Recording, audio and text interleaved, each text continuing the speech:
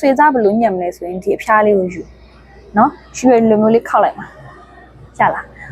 3ကန်ဂျိုးလေးပေါ့နော်စမူစာဂျိုးလေးလိုမျိုးလေးခောက်လိုက်မယ်ခောက်ပြီးတော့မမရက်တလောက်ခောက်ပေါ့နော်ဒီအရှိကိုရက်တလောက်ခောက်ဒီလားမဒီနေရာကိုမှဒါအဆွေသားယူမှာဆိုတော့လေအဲ့တော့ဒီမျိုးခောက်ပြီးပြီဆိုလို့ရှိရင်အဲ့ခောက်တဲ့နေရာကိုကတ်ကြီးနဲ့ဖြတ်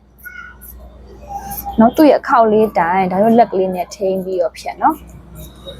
လက်မနဲ့ဆိုတက်လက်မစင်တီမီတာနဲ့ဆို3စင်တီမီတာအဲ့လောက်ကလေးညှက်မယ်ဒါကိုကညီညီမြတ်တက်ဖို့ဆိုလို့ရှိရင်3စင်တီမီတာပေရန်နဲ့တိုင်းပြီးတော့ညှက်ပါနော်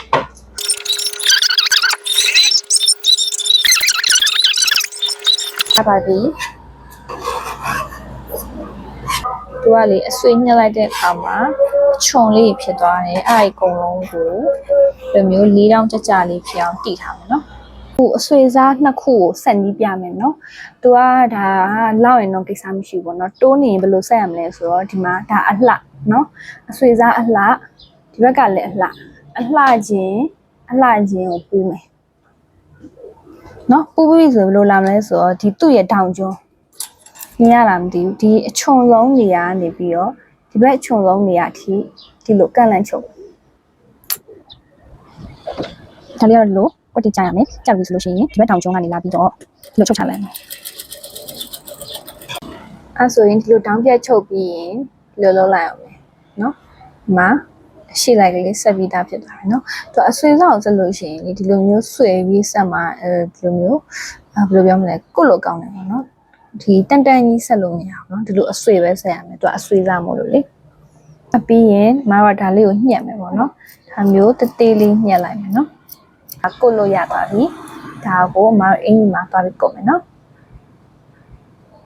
ဒီအဲ့ဆိုအမလေဘင်းမှာစကုတ်မယ်နော်ကုတ်ပြီဆိုရင်မအနောက်ကနေစကုတ်မယ်ဘာလို့ဆိုတော့ဒီဆက်ရာကြီးကိုအရှိကျမှမမြင်ချင်းလို့ပေါ့နော်အဲ့တော့ဒါမှလှဘက်နော်ဒီဘက်ကအလှပေါ့ကွယ်အလှကိုအမတို့ဒီမှလှဘက်ပေါ်ကိုဒီဟာလေးကိုခောက်ပြီးတင်မယ်နော်ဒီလိုမျိုးခောက်တင်မယ်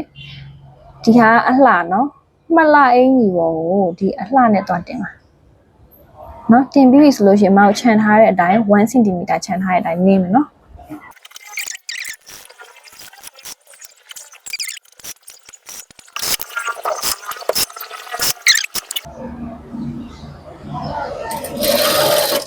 ပြင်ဖယ်ထိချုပ်မလဲဆိုရင်အမောက်ဒီစခဲ့နေရရဲ့ဒီဘက်1 cm လေးဝင်လိုက်နော်ဝင်ပြီးတော့ချုပ်မယ်နော်ကွက်တီမဖြတ်ဘူးနော်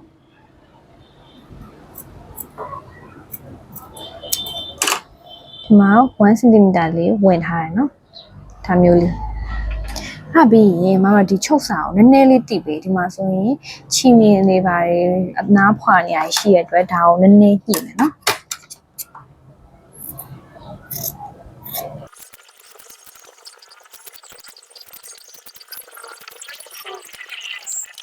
လိုမျိုးလေးညှိပြီးသွားပြီဆိုရင်ဘာလုပ်ရမလဲဆိုတော့အမပိုးနေရဲ့အစလေးကိုဒီလိုခောက်လိုက်မယ်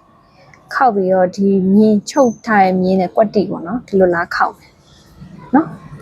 ဒါအလှချမ်းမှဖြစ်သွားပြီနော်အမတို့ဒီလိုနင်းတဲ့အခါမှာလည်းအနောက်ချမ်းကနေစနင်းမယ်ဘာလို့ဆိုတော့ဒီခုလိုတုတ်တဲ့အရာကြီးပေါ့နော်တုတ်တဲ့အရာကြီးကိုရှေ့ချမ်းမှမမြင်ချင်လို့နော်ဒါခုနကအဆက်နေရလေးပေါ့နော်အဆက်နေရလေးကိုဘယ်လိုလုပ်မလဲဆိုရင်သူကလည်းအဲ့လိုပဲဒါလေးကိုတေချာလေးကင်ပြီးတော့ဒီလိုမျိုးခောက်ပြီးဒီလိုမျိုးထဲကိုထည့်ပါပဲ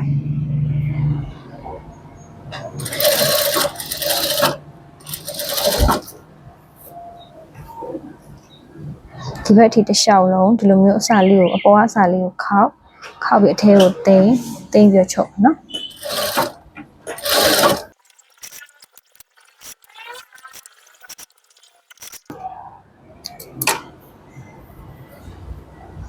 နေဘင်းကိုလေးရသွားပြီဒါအလှဘက်ပေါ့နော်ဒီလိုမျိုးလေးအပြီးရင်ဘာလာမလဲဆိုတော့အမတို့ဂျိုင်းလာမယ်နော်ဂျိုင်းရလည်းအဲ့လိုပဲခုနကပြောလို့မှလှဘက်ကနေစပြီးတော့ကုတ်မယ်နော်မှလှဘက်ကနေတကြောင်နင်းပြီးမှ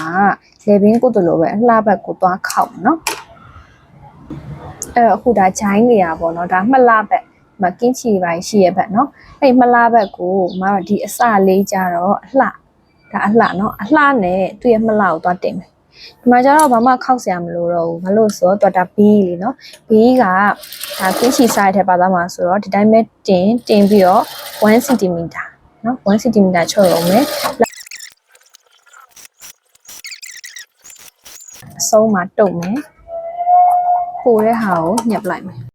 ပြီးတော့လေဘင်းလုံးကုတ်တလို့ပဲဒီလိုချုပ်စာလေးကိုတိပြီးတော့ပြန်ကုတ်ချလိုက်မယ်နော်အဲဆိုအမားတို့လေဘင်းလုံးကုတ်နဲ့ဂျိုင်းလုံးကုတ်ရပြီနော်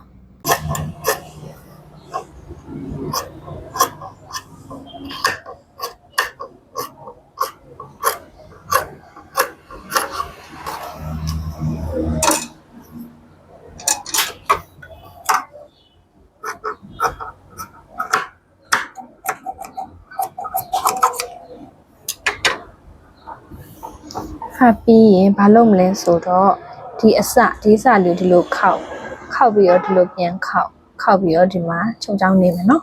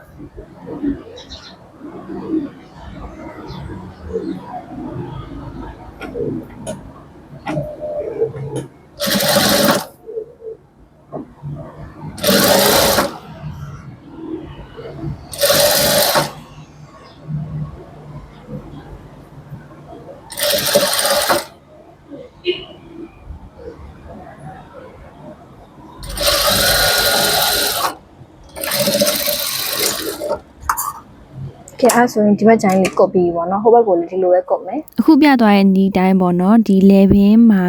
ဒီလိုအဆွေးစားကိုကုတ်မယ်ပေါ့နော်ပြီးရင်ဂျိုင်းလိုနေရာမှာဒီလိုအဆွေးစားကိုကုတ်မယ်နော်